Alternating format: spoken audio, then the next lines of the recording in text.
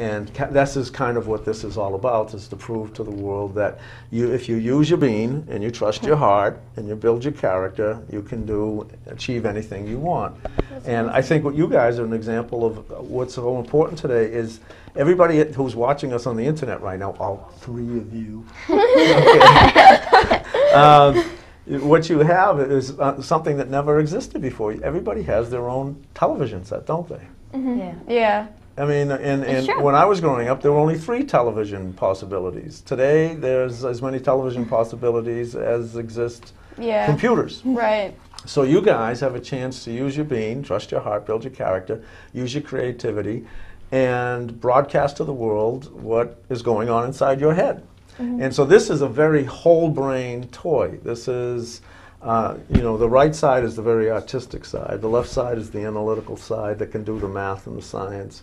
This is the side that can draw and do music and be creative. And what we want to do is take both of those sides of the brain and make people use that. We want to take people off the computer just a little bit so that they start to use manual dexterity again, that you interact socially with each other, you trade these, you swap these, you build communities. So those are the things we're trying to do with this show. You're right, it's a long answer to a great question. It's also like non-electronic, like everything now is electronic. Exactly. So I think it's good that you're trying to get people back into like something more simple, because the simple things can actually be more fun. Right, and you know what? Can you hold the bean individually? Can you pull your beans off? Yeah. And tell me, what's it feel like to you? It feels like it's a mitt to your fingers. It kind of just it fits in your hand, and it feels kind of it's weird. It feels kind of comfortable. Yeah, it's kind of, people call it like certain cultures have things called worry beads. I've heard of that. Yeah, and so they hold this bead that they like to have this sensation, and it feels, again, like there's a feeling to give to it. It could be a stress toy, kind of. Exactly. Yeah. And that's one of the things that attracts kids to it, is the shape and the feel. Yeah.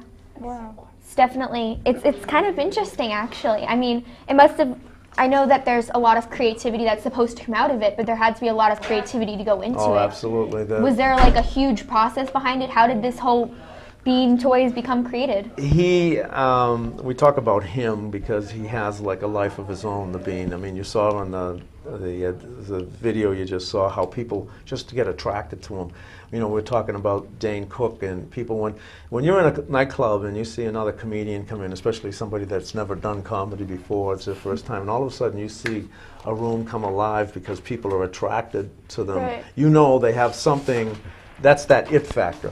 Well, as soon as we made the mascot and put him out, and we saw people run to him and hug him and hold him, we knew we had that. Factor. And then when we made the toy, the same thing happens. Kids change and get excited. So everyone who comes in contact with them, kids immediately start drawing their version of the Bean. They draw wizards, or they draw knights, or they draw dragon. They send them to us. So it isn't. Do you ever have like a contest or something? Oh yeah, we've had coloring contests or creative drawing contests, and then we send out particular beans. And a lot of times the winners get the bean that wins gets created by our designers. So yeah, there's something about them that people want. Just go crazy. They start thinking of all different types of characters and situations and offshoots of the Bean. So that's very interesting. When we come back, we'll have more of Tom Hayes. So stay tuned.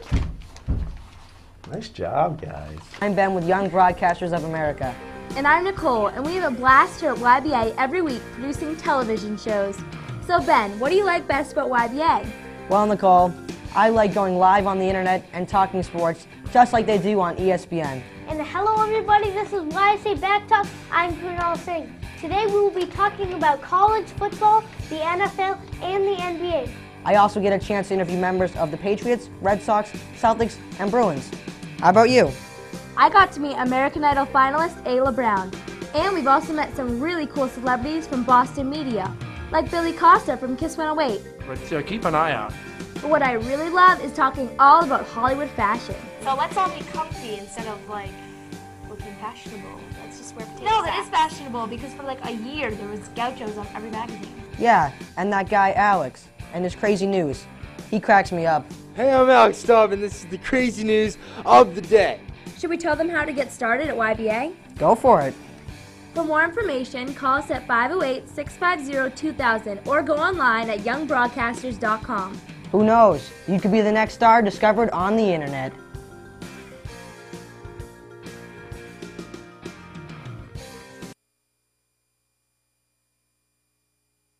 Back, I guess. Oh, are we back? Yeah, we're back All right. already. He was just telling us about how there are different worlds, apparently. Can you tell Yeah. us a little bit more about that? Yeah, one of the ideas was to make Beantown. First, people said to us, "Oh, Beantown, well, you guys are too small. It's just going to be about Boston. Only people from Boston will like it." And I don't know if you guys have ever heard of Comic-Con. Yeah. You know, what do you know about it, Zach? Yeah. What do you know Oh, about it? I've just heard it. Okay. I've never heard It's about a big it, so. convention that happens in San Diego every year, right around now. That rings a bell. And it's a conglomeration of comics, movies, and toys.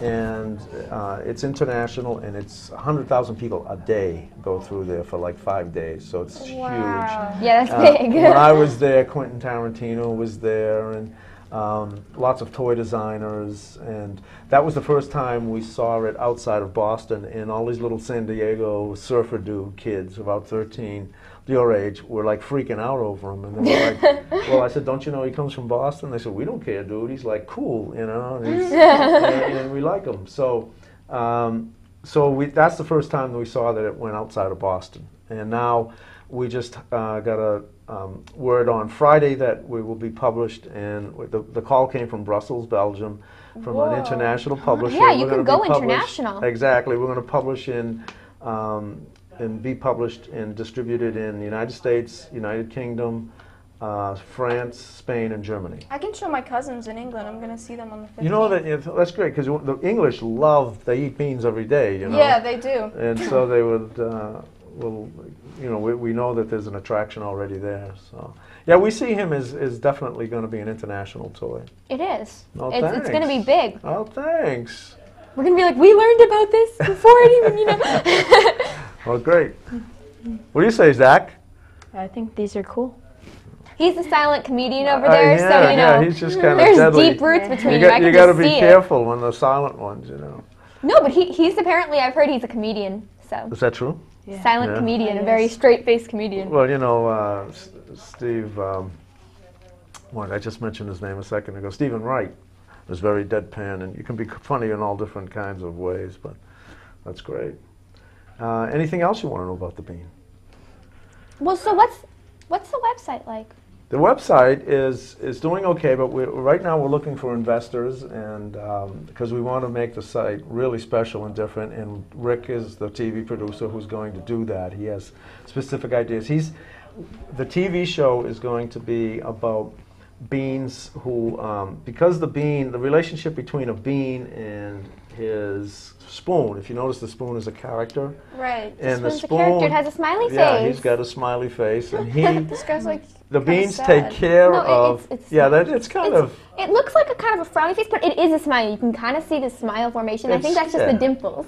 Yeah, it's just kind of the corner of his. Anyway, there's a relationship between them because he's a character and he's alive, and they not only have to be taken care of, they have to be fed right, and they have to be nurtured, and it's like a cowboy to his horse. Oh, you know? wow. So in the TV show that's being developed, the beans take care of. They have garages/hospitals where they take care of the beans, and so everybody brings it. So everybody hangs out in the garage.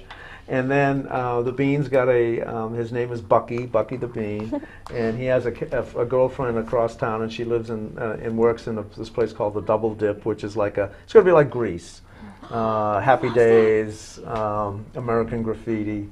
So with good music, kind of 50s type of music, and a 50s kind of theme.